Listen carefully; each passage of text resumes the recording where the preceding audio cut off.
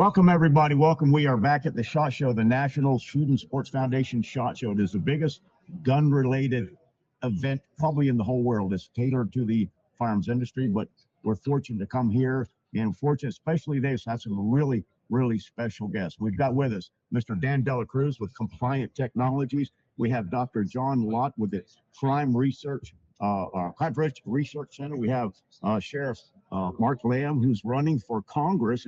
And Sheriff, remind me which district, because I forget. So that's going to be AZCD 5. So that's East Valley of Phoenix. Okay.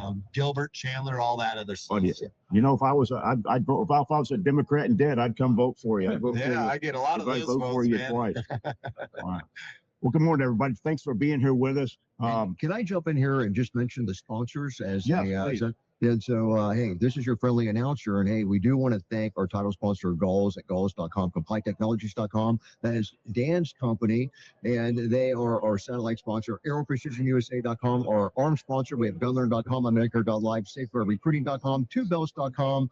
That built a new online store on FishOrlandoBass.com, where you can do the bass fishing charter or hunt the famous wild Florida alligator. A shout out to Brian Burns for the Tampa Free Press for carrying our content. Ray Dietrich from Lawman.com. And finally, Travis Yates, our very own, with LawOfficer.com. Back to our host, Brett Bartlett. Love Travis, by the way. Yeah, thanks, y'all. But he's a very present personality when he's big. His book is great, Courageous Leadership. He is we brought in our agency and him just talking about leadership. Great. I know that's not what we're here to talk about, but that's still good. Back in my old agency, I think I'd love to have him there as well. But not everybody's comfortable with the truth.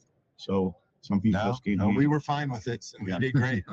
Well, what I'd like to talk about, we've got Dr. John Lott with us today. He is an economist and a world-recognized expert on guns and crime. He does a lot of studies. So, Dr. Lott, if you give us a couple of minutes on some of the research that you've done recently that really plays a role in what we're seeing. Now, one of the things we talked about, you were going to mention the gun-free zone. That's the big lie, the gun-free zone. So if you could give us a minute or so on that, we'd appreciate it. Sure. Well, people think that if they just put up a sign that bans people from being able to go and carry guns in places, that it's going to make them safer. In fact, these areas actually encourage attacks to occur there. Yeah. You have places that will have like 5-year prison terms for somebody who goes and violates a gun-free zone. Well, for you or I, that would be a huge penalty. Our lives would be completely turned upside down if we became a felon and had to spend 5 years in jail. But let's say you're a mass murderer. You're going to shoot people that are there, and you're going to be killing 5 people or whatever. You're already facing 5 life sentences there. Mm-hmm. Is 5 years taken from your 6th life going to impose a real penalty on somebody? Right. And the answer is, of course not. Right. All you've done is set up rules that are going to make it so that the law-abiding good citizens are going to obey that, and the criminal's going to know that they're not going to worry about anybody being able to go and stop them there. Right. When you look at 92% of the mass public shootings in the United States take place in areas where guns are banned.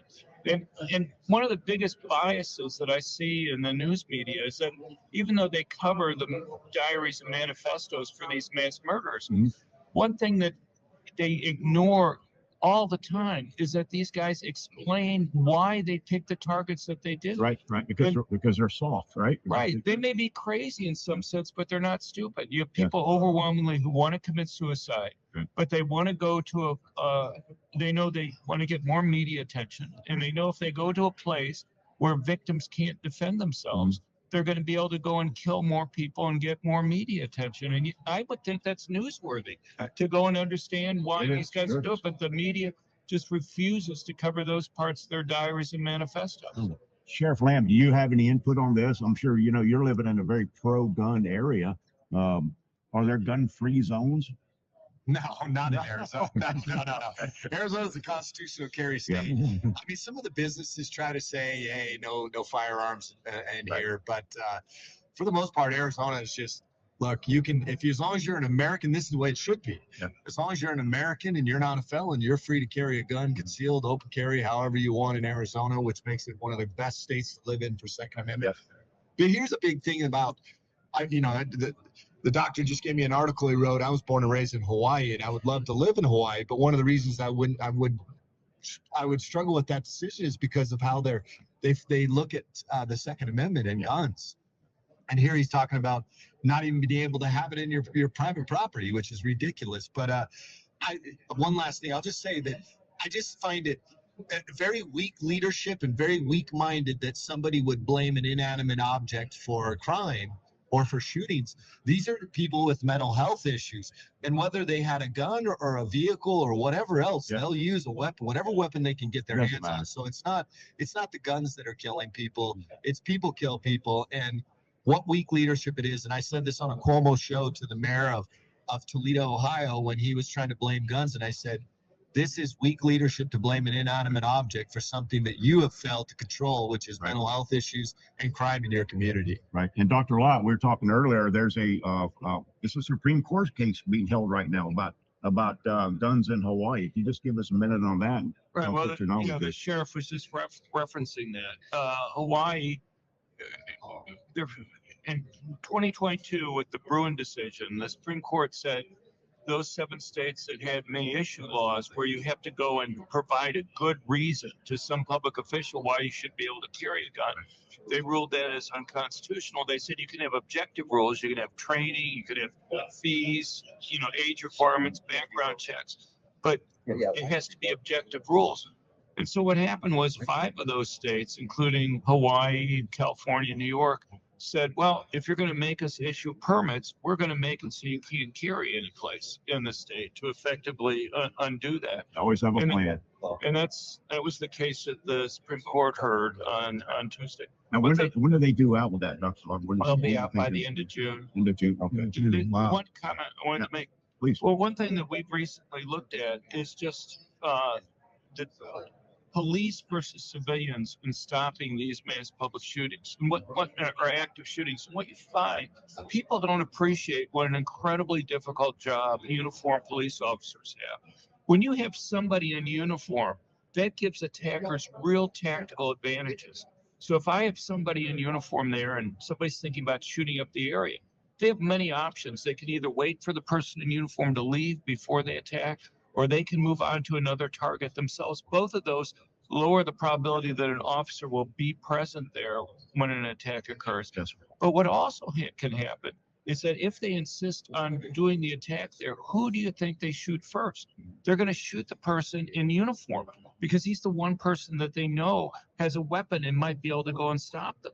And what you find is that we find that if you look at all the FBI active shooting incidents from 2014 through 2024, armed civilians with permits stopped more of those attacks than police did for the first 2 reasons.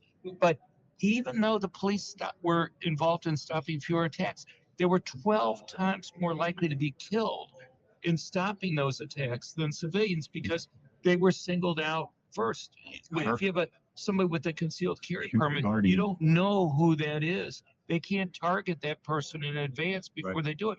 And so anybody who's read my academic research knows that I think police are the single most important factor for reducing crime. But people have to appreciate what an incredibly risky and dangerous job police have being in uniform. There's important reasons why police are in uniform. I don't want to take that away, but there's a trade-off, and we have to appreciate the dangers that poses for them. I think so. Dan, you have and what state are you from? I'm in Arizona. Arizona. Okay. So in your city or your jurisdiction, do we have gun-free zones popular? No. I mean, Still, like Mark said, when you walk up to a business, there'll be a sign saying "No guns allowed." Yeah. We walk in. California. If you don't like it in Arizona, go back. Exactly. We take our guns where we need to take them. Okay. And I agree with the doctor 100%. We have to have our citizens armed that should be armed. Get trained. Yeah. I believe in training and be a responsible citizen. And a lot of these things will stop much sooner than they are. And the cowards out there that are going to schools and going to churches and trying to find gun-free zones, just like the doctor said. I mean, those statistics are astounding when you actually hear them. When I'm having an argument with somebody, all I get is their emotional argument. I don't know what they're talking about. But this gentleman has the numbers, and that matters. Well, look at all these shootings. They pick soft targets: schools, churches, places where they don't believe that a uniformed police officer is going to be. The uniform, they most times they don't, while we become the target, they're oftentimes avoiding that as much as they can. They want to Mhm. find places where they're not going to encounter resistance. Right. Right. And that's why it's so important to have people that are armed, because Yeah. that's the resistance they don't expect. Got Yeah, it. about 14,000 public schools in the United States have armed teachers and staff. And, Yeah. and from 2000 on, all the mass public shootings in schools have occurred in places where teachers and staff are banned from having guns. Got it. All right. Cool breeze. Thank you, Doctor. Appreciate it. Thank you. All right, we're back on live radio. We have Dan Dela Cruz of Compliant Technology, Dr. John Lott. We have Sheriff Mark Lamb with us. Thanks. I'm sorry, Travis Yates. I apologize, Travis Yates. There is some resemblance. Yeah, there is. He's got a nicer hat than me. I didn't see you come in. I didn't see you come in. So thanks for being here. He's small. He's just snuck in there. Well, Travis, we just got done talking about, if you want to talk about some more, fine. If not, we'll change the topic, about gun-free zones. And Dr. Lott has done research on that. We talked about it. So where you're from, what state, remind me? Oklahoma. Oklahoma. Gun-free zones? Very rarely. Yep. Very rarely. But we still have the occasional places that you see it. Yeah. Fortunately, our schools have started to figure it out, and they've done a much better job of locking down. Like, you should have one ingress and outgress to your school. If you don't attend there, you shouldn't be able to get into any building but the office, and that office should be locked down. So we're seeing more and more of that happen. Okay.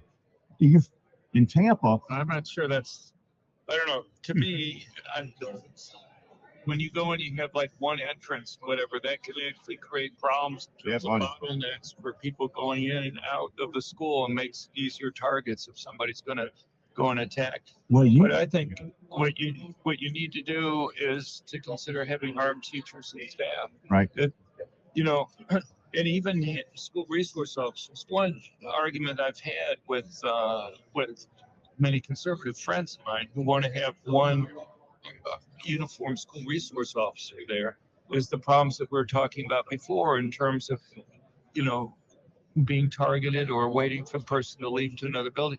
If you're going to put an officer in a school, my advice is do not have them in uniform. Make them blend in. Make them a PE coach, or make them, a staff member there, and don't let them identify. And rather than having a sign in front of the school that says this school is a gun-free zone, have a sign in front of the school that says, warning, select teachers and staff at this school are armed, and we'll use it to stop. So I think you have about 40% of the schools in Oklahoma, about 40% of the schools in Texas have armed teachers or staff that are there.